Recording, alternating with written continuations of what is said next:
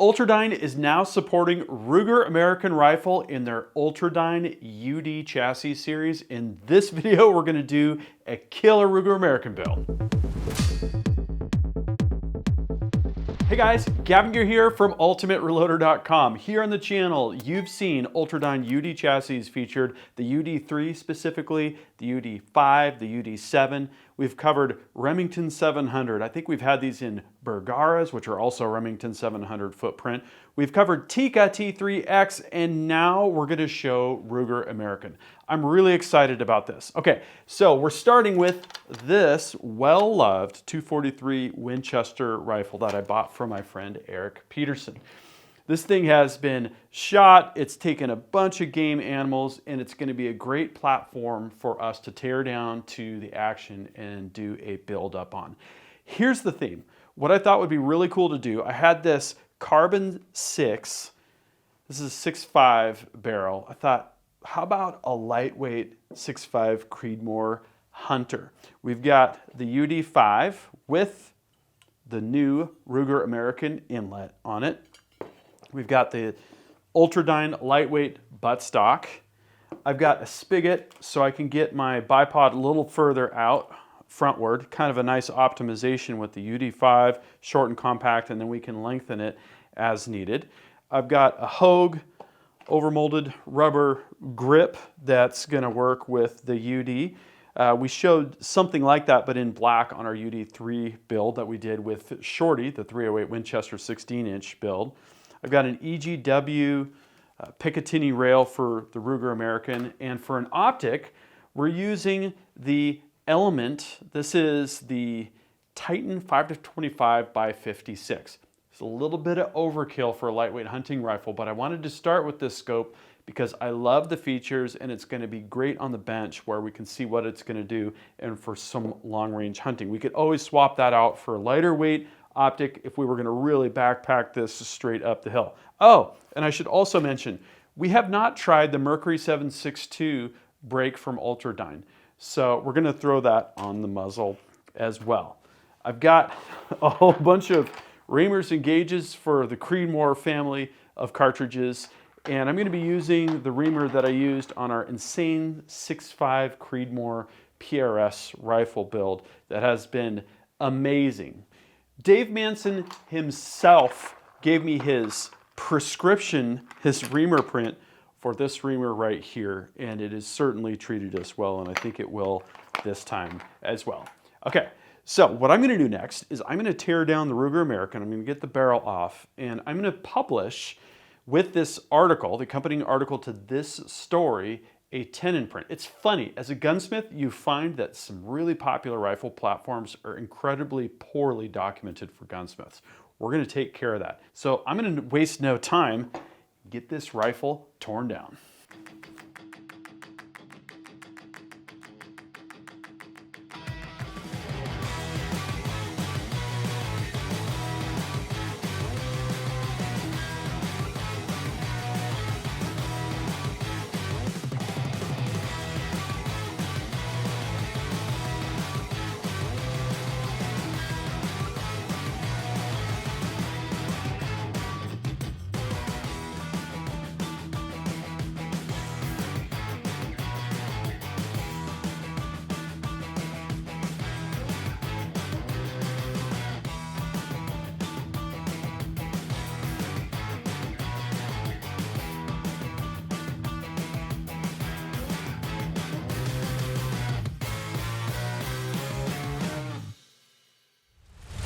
Well, here it is, the completed rifle. I'll have to say two things. First, this rifle looks awesome. And second, it is a shooter.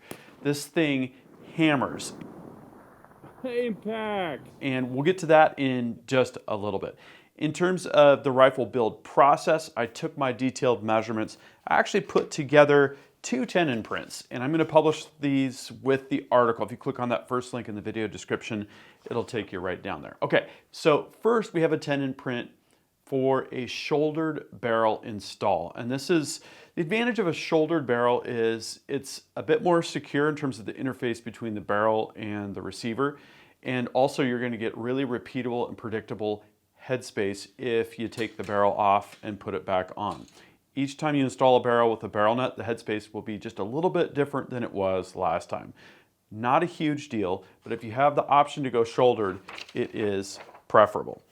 For reference, I'm also publishing the OEM factory barrel tenon print, right? And this is not nearly as exacting because you've got the barrel nut to adjust and compensate for differences in headspace and that kind of thing, right? So this does not currently exist on the internet until today. Now it does, right? And that's a good thing. The rifle machining process for machining the barrel was probably one of the smoothest ever. I was using the Precision Matthews PM1440 HVT2. This is a lathe that you've seen me use a lot. We've got it down here at our FFL location.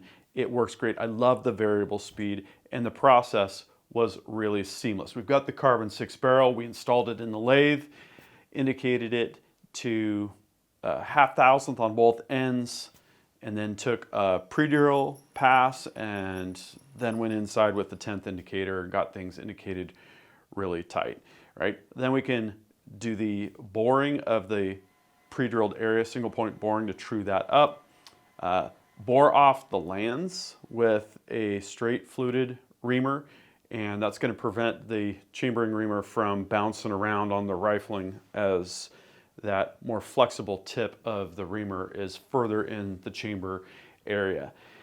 Tenon was turned down to diameter, and I've got a really simple arrangement here. We've just got 1 inch by 16, and then we've got a thread relief, and that's about it. I put a 45-degree chamfer on the end. It's a really simple machining process. There's no counterbore or anything like that, which is kind of the trend with modern rifle, bolt-action rifle receivers, is to go away from that 3 rings of steel that Remington, made so famous with the Remington 700. It's just simpler, and it works, and it's plenty safe. So then it came to the actual cutting of the chamber, and that was smooth and seamless. I'm using a Manson reamer. This is the one that Dave Manson personally recommended for me, and based on his geometry, which has worked great in a variety of rifles. Checked headspace, hit headspace dead on, and flipped it around and did a standard 5/8 24 threading on the muzzle. These carbon 6 barrel blanks are really awesome. And again, this is an ECM, electrochemical machining rifled barrel. So I've really been enjoying the kind of performance that we get with these barrels, and it's kind of something different as opposed to button or cut rifling, which I'm a little bit more used to. So for this barrel, I also did something a little different. We've got a bead blaster. I have 2 sand blasters here at Ultimate Reloader. One set up with 100 grit aluminum oxide for Cerakote prep, for blasting, for adhesion for that. And then the other with glass beads. And this is a great way to take stainless steel and just give it a really nice matte finish. So I masked off the carbon portion of the barrel, and I masked off the threads on both sides, and then bead blasted the raw stainless portions. You can't really see it at the muzzle here because we've got the muzzle brake. And then did my laser engraving, which has got 2 parts to it. The deep engraving for the barrel details, and then kind of a satin matte UR logo. It looks really good. It looks even better in person than what it looks like in the pictures. Installed the barrel, headspace landed perfectly, so I was super, super happy with how all that went. Okay, so assembly for this kind of setup is really simple. I never even took the trigger off, right? So we've got the barreled action, and I installed the muzzle brake when I was tightening the barrel down to the receiver, right? We got that clocked. So barreled action goes in complete, but before we slap the barreled action in, there's a couple things that we need to do. We've got the UD5 chassis.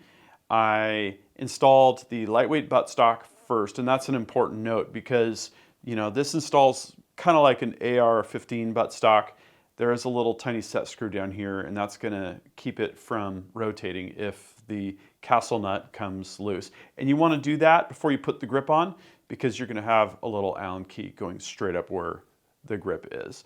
So I indexed the buttstock where I wanted it, and in terms of length of pull, got the set screw kind of tightened down in place and then tighten the castle nut. Super easy install, really easy to do. Then I installed the grip, and one quick note about the Ruger American in a chassis is for the UD5, and I think for other chassis as well, you need to take out the mag catch because it kind of covers up the rear action screw.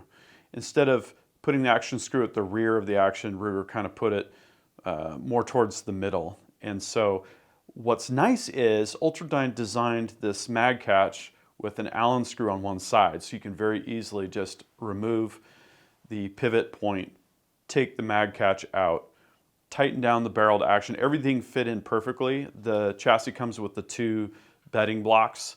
I guess you could call them recoil lugs for this type where you don't have a recoil lug protruding from the action. Tighten those down. The screws were perfect that came with the chassis.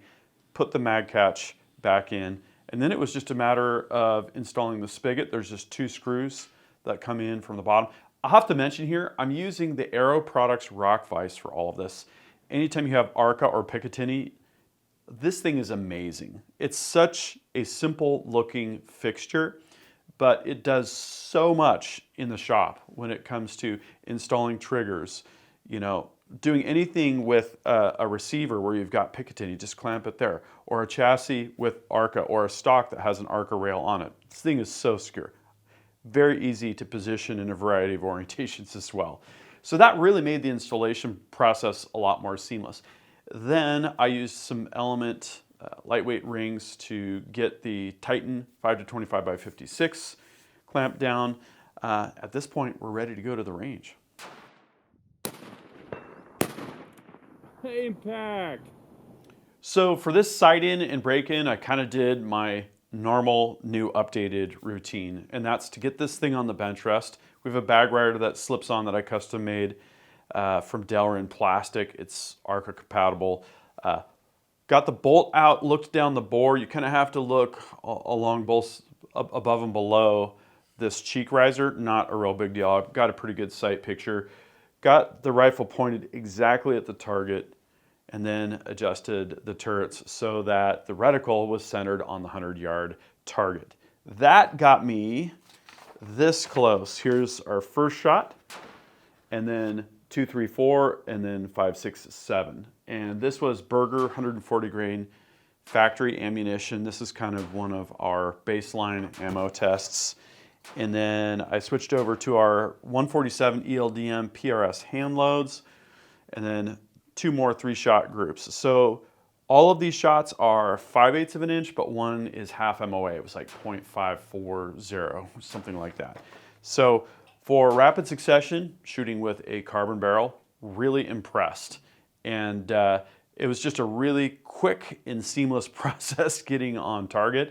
And what I wanted to do was waste no time and get up to do some long range shooting. So I made my way up to the Ultimate Reloader Ridgeline range, and I'll have to say, I had just one of the best experiences ever shooting. Absolutely beautiful day. It's spring, the snow is all gone.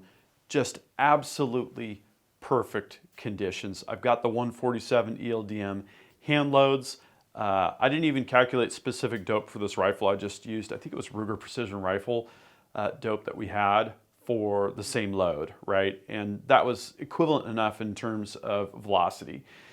Aimed at the 335 rock chuck targets, boom, boom, boom. It just feels like I can't miss. Check it out.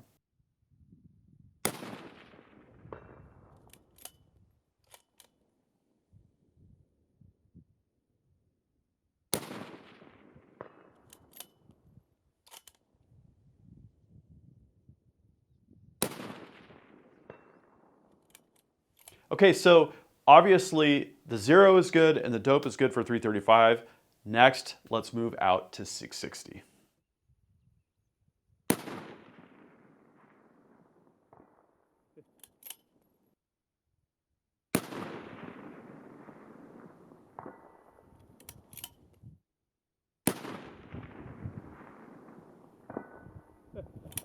Three for 3 at 660. This thing hammers. I could not believe it. This was one of the most seamless 600+ yard shooting experiences.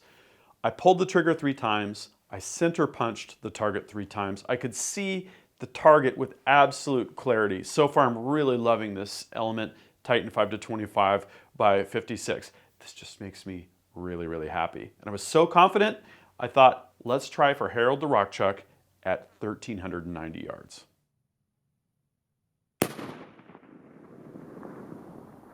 Impact.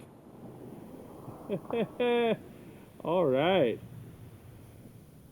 Half mil left and we're dialed up 13.8. Awesome. So for that 1,390 yard shooting, I think I loaded this magazine up with 5 rounds of ammo and I was on target within 5 rounds. Always a really good feeling. And I'll have to say the flashbangs from Caldwell, the batteries are 2 years old now. These were the same batteries we installed for the Rock Chuck Olympics and they're still going strong. You gotta love that. Okay, long range shooting is great and it's fun and this thing is perfect for it, but that's not why I built this rifle. I built it with the carbon barrel and a UD5 so that it would be a reasonably lightweight hunting rifle. And let me say, this thing was lethal with these pesky Rock Chucks that we have that are trying to take over the Ultimate Reloader cabin, but I refuse to let them.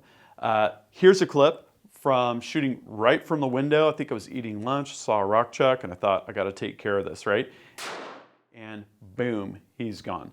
I also hiked up to the upper corner of the property near where I was shooting Rock Chucks with Peter Milan when he came last summer and took out a few more. What a great experience. So at the end of the day, my expectations for this rifle have not only been met, they've definitely been exceeded. We've done a number of Ultradyne UD chassis stories, which you're gonna want to check out, UD3, UD5, UD7, in a variety of platforms, including now the Ruger American. We just did Tikka, and we've done a bunch of Remington and Bergara stuff, right?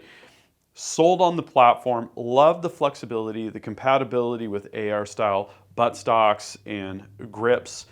These are very reasonably priced. You just can't go wrong with the UD series of chassis. And the brake, this Mercury 762 brake was amazing. Not just because it did a great job taming recoil, but if you look at these shots through the scope with the trigger cam, it's amazing how flat shooting this rifle is. The compensator aspect of this brake is absolutely perfection for this 6.5 Creedmoor setup that we're running. And we have done extensive testing on Ultradyne's brakes as well. The Apollo Max, for instance, is the class leader for recoil reduction. Very easy to index with the jam nut. This is a great setup. So here's what I'd like to know is, what do you think of this awesome Ruger American build? Are you running something similar? Do you have a particular UD chassis build that you're proud of? Drop a comment and we'll join you down there in the comments section. Thank you very much for watching. That concludes this video, and that means it's time to wrap it up. I hope you enjoyed this video. If you're watching Ultimate Reloader on TV and want to take advantage of free resources, exclusives, and hot deals, just hold your camera phone up to the QR code, tap on the link, fill out the information, boom, you're getting Ultimate Reloader emails. Don't forget to like and subscribe. Also, we're on Facebook, YouTube, Rumble, where we've got unrestricted content, and Instagram. Make sure to follow us on all those channels. Ultimate Reloader also has a commercial solutions division serving law enforcement, the military, and the gun industry. We have some unique capabilities, including a comprehensive suite of recoil testing and evaluation capabilities, trigger profiling, and more. Thanks again for watching.